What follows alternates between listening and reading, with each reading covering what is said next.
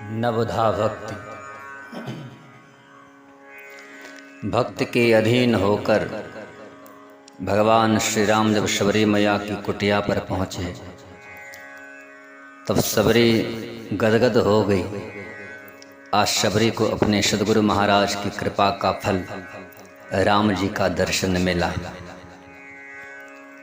शबरी विचार करती हैं कि भगवान ने कितनी कृपा की है कि मेरे पास कोई यज्ञ, तप, दान, व्रत, स्वाध्याय, तप, तीर्थाटन जैसे अनेक साधनों में से कोई भी साधन नहीं है।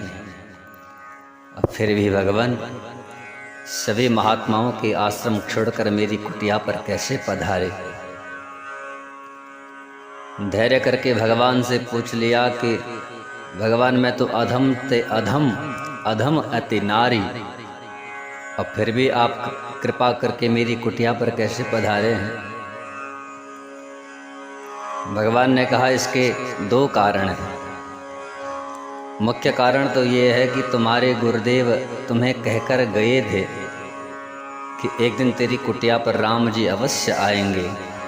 तो हे मैया, मैं संत की कही हुई वाणी को टाल नहीं सकता।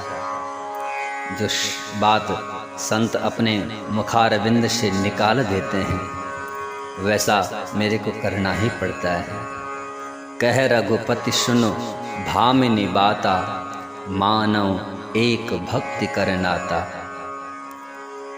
भगवान श्री राम भक्तिमती शबरी से कहते हैं कि मैं जीव के साथ एक भक्ति का ही नाता मानता हूँ, और मेरी 9 प्रकार की भक्ति है। भगवान श्री राम नवदा भक्ति का प्रकरण कहते हैं कि नवदा भक्ति कहूँ तो ही पाही, सावधान सुन धर मन माहि। प्रथम भगति संतन कर संगा। श्रीमद् भागवत पुराण में श्री नारद जी अपने पूर्व जन्म की कथा कहते हैं कि मैं पूर्व जन्म में दासी पुत्र था। मेरी माँ एक विशाल परिवार में दासी का काम करती थी। पिताजी पहले ही शरीर छोड़ चुके थे। मैं भी अपनी माँ के साथ रहता था। एक बार उसी परिवार में कुछ महात्माओं ने 4 महीने का विश्राम किया और वहीं पर महात्माओं की सेवा करने के लिए मेरी नियुक्ति हो गई। नारद जी कहते हैं मैं महात्माओं के पास बैठा रहता था और जो भी कार्य महात्मा कहते थे मैं उसे कर देता था। मैं बैठा बैठा देखता रहता था। जो महात्मा करते मैं भी करने की चेष्टा करता रहता था। जब महात्मा प्रसाद पाते उनकी पत्तल में जो कुछ बच जाता महात्माओं की आज्ञा लेकर उस प्रसाद को पा लेता था। 4 महीने पूर्ण हुए, महात्मा चलने लगे। मेरा मन भी महात्माओं के साथ जाने को ललचाया। मैंने प्रार्थना की कि मुझे भी साथ ले चलो। महात्माओं ने कहा बेटा अपनी माँ के तुम इकलौते पुत्र हो और उसकी तुम में आसक्ति भी बहुत है।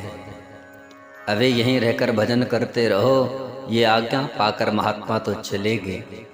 नारद जी को ये आज्ञा मिल गई। नारद जी कहते हैं मेरा मन सांसारिक प्रपंच में नहीं लगता था। महात्मा की बताए अनुसार भजन करता रहता था। एक दिन मेरी माँ गौशाला में गाय सेवा करने के लिए गई और उसी जगह एक सर्प ने मेरी माँ को काटा और मेरी माँ का शरीर छूट गया।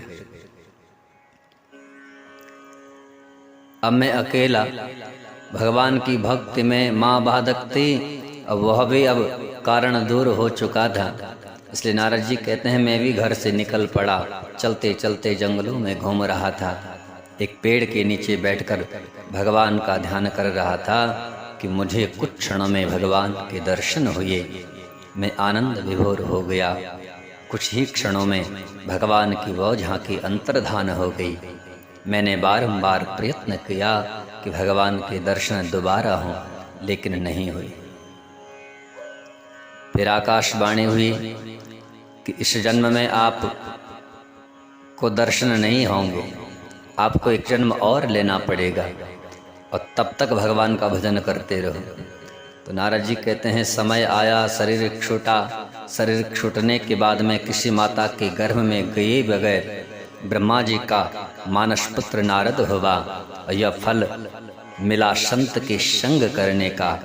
इसी विषय में एक प्रसंग है कि एक बार नारद जी एक गांव से दूसरे गांव में जा रहे थे और एक महान भाव ने कहा, महाराज इस रास्ते से नहीं जाना, क्योंकि इस रास्ते में रत्नाकर नाम का एक भयानक डाकू रहता है। वह पहले यात्री को मारता है, फिर लूट लेता है।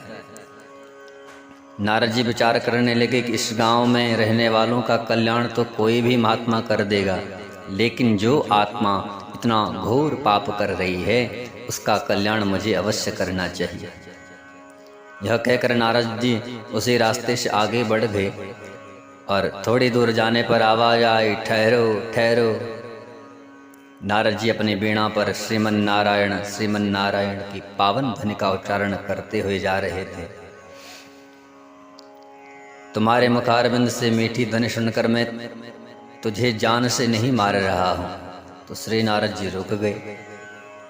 इतनी देर में बहुत ही भयानक आकार वाला रत्नाकर डाकू समीप आया और कहने लगा कि बाबा, जो कुछ आपके पास है यहाँ रख दो। श्री नारद जी ने कमंडल, वीणा और जो कुछ था सब रख दिया। एक कृपा दृष्टि रत्नाकर के शरीर पर डाली और रत्नाकर को पूछा कि रत्नाकर, जो ये महापाप तो कर रहा है, इसके बदले शरीर छूटने के बाद घोर नरक में तो जाना पड़ेगा। रत्नाकर ने कहा, महाराज मेरे साथ सारे परिवार वाले भी तो जाएंगे, क्योंकि मैं यहाँ से जो भी पदार्थ लेकर के जाता हूँ सभी परिवार वाले भी खाते हैं। नारद जी ने कहा, नहीं, तेरे किए हुए पाप का फल वो नरक तुझे अकेले ही भोगना पड़ेगा। नारद जी के कहे वचन अनुसार अपने परिवार के सदस्यों को पूछने गया कि मैं जो पाप कर्म करता हूँ, क्या आप भी उस सामग्री को खाते हो? तो क्या नरक में भी आप मेरा साथ दोगे?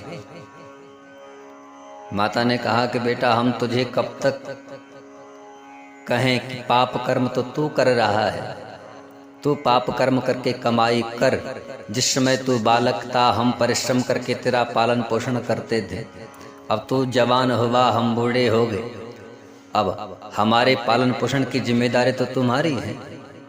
हम कब कहते हैं कि तू पाप कर। अब तू पाप कर रहा है तो उसका फल तो तू भोगेगा। धर्म पत्नी से पूछा तो धर्म पत्नी ने कहा कि विवाह के समय मेरे पिता ने मेरा हाथ आपके हाथ में सौंपा था। मैं आपकी आश्रित हुई तो कमाकर अन्न धन लाने की जिम्मेदारी तो आपकी है। रसोई में भोजन बनाने की जिम्मेदारी मेरी। अब मैंने आपको कब कहा कि आप पाप करके लाओ? मैं आपके पाप कर्म के फल में भागीदार नहीं हूं।